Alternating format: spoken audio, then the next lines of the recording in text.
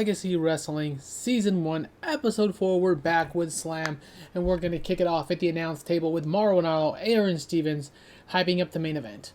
The camera opens up, and we see Mauro and Aaron Stevens at ringside. Mauro says, "Welcome to Legacy Wrestling Slam. It's me, Mauro Ranallo, with none other than Aaron Stevens." Welcome, guys. Tonight, here on the 4th edition of Slam, we continue on the march towards our first pay-per-view bash at the beach. Alrighty. Mauro says, as we found out last week, tonight's main event is going to be a good one. Tonight, we're going to see the man we have seen for weeks on end, Killer Kross, with his beauty Scarlett Bordeaux, take on Dominic Dakovic in the main event tonight on Slam. The winner being the last member of the Legacy Wrestling roster to advance to the Legacy World Championship Tournament.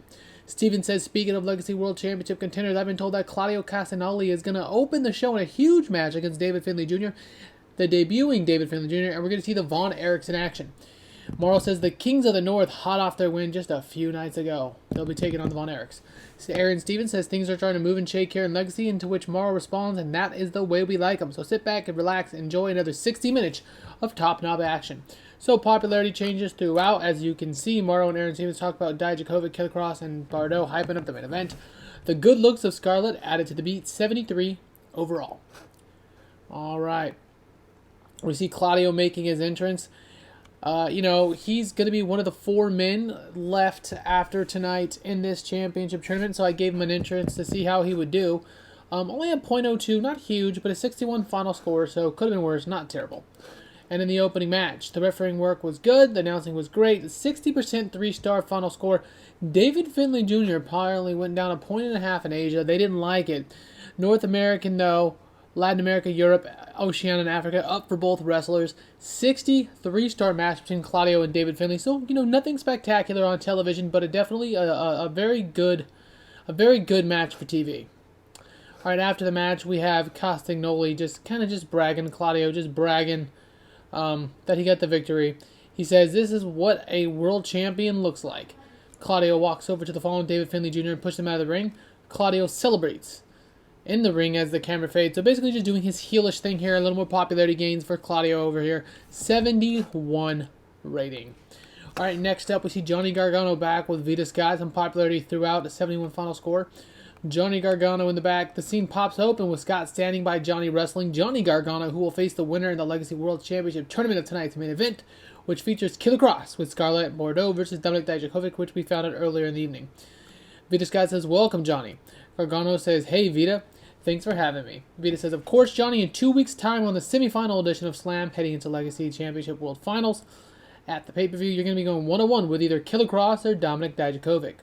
Johnny smirks and says, "Hey, regardless of who I end up against, it's going to be an absolute uphill battle. Both wrestlers are absolutely fantastic, and it would be an accomplishment to defeat either one of them. Be that as it may, though, I am feeling confident about my ability to step into the ring on Slam and compete, and ultimately main event Bash at the Beach." All right, she nods. "Thanks for your time." Johnny says, "Anytime." And we have a confident Johnny Gargano heading in, throughout the tournament here. We got a 71% final score. Gargano with Vita Scott. Obviously, her looks add to the story beat, and we're going to continue to do so. All right, next up, we have Marshall and Ross making their entrance. They'll be taking the Kings of the North coming up next, 65. And in a tag team match, we got a 3.5 star, 62. The refereeing and announcing was great. Popularity boost throughout. We're going to have the Von Erichs here. Marshall, in particular, getting the pinfall in the match. So, 62%, a 10-minute match. Not terrible, not terrible. We're going to build the Von Erichs as well as the Kings of the North. I kind of like both groups. And, I'm building out the roster, so there'll be a lot of wins thrown around early out until we kind of get people where they're going to be settling into out the gate. 62 overall. All right, next we get a segment featuring FTR. That's right, Dax and Cash are coming to Legacy Wrestling. 72 here for Dax and Cash. Not terrible, just a hype segment saying that the Authors of Pain, just like they are, FTR, Dax, and Harwood will be coming as well. Alright, next up we get a backstage segment featuring Paul Elring, it looks like. He's backstage, as you can see. The camera finishes on the FTR promo and lands on none other than the former manager of the AOP and the Road Warriors, that is Paul Elring. He seems to have taken an interest in the FTR promo. 73 overall. Let's continue on. Alright, next up, we have Mickie James backstage getting into a war of words with Mercedes Martinez. The camera is shown sprinting down the hallway. Mickie James, Mercedes Martinez. The two ladies, what appears to have been initiated by Mercedes Martinez, have got into a war. So Martinez doing the heel stuff here. The jealousy has poured over from what appears on previous weeks and now spit over Slam. For those of you who aren't caught up, basically a couple weeks ago, Mercedes Martinez was a little bit jealous that Evita Scott chose to interview Mickie James and not her, who had just won a match. He was actually walking out of the match itself through the back curtain, and Mickie was being interviewed and not her, and she wanted to know why. So popularity throughout. The verbal sparring with Mercedes Martinez gets us a 66. All right, next up we have Peraza defeating Rachel Elring in 3.5 star match. Drake was good here. So was the announcing. We got some popularity throughout bursting here. All right, as you can kind of see over there, we have Brian Cage in action next week. He gets a 90. Hype across the board. Popularity increases. Not bad. Brian Cage, I guess, is going to get good ratings on those segments given his looks and intimidation. And we have an entrance now for Killer Kross and Scarlett Bordeaux, a 91%. Thank you, Scarlett. The good looks added to the story beat, and Scarlett with her sex appeal and Killer Kross with his intimidation definitely helped. Dominic Dakovic gets a 73. Not quite as good, but definitely added to the segment as well. And in the main event, the crowd enjoyed the special entrances as you saw before. Killer Kross wins. The crowd was red hot for a 65.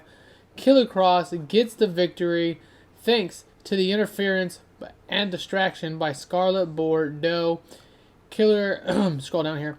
So I guess I'll go ahead and put that segment underneath next time. Hopefully it'll pop up to see exactly how it goes. Haven't done that yet, but either way, Killer Kross with the victory. He advances to face Johnny Gargano in 2 weeks' time on the semifinal edition of Slam, heading into Bash at the Beach.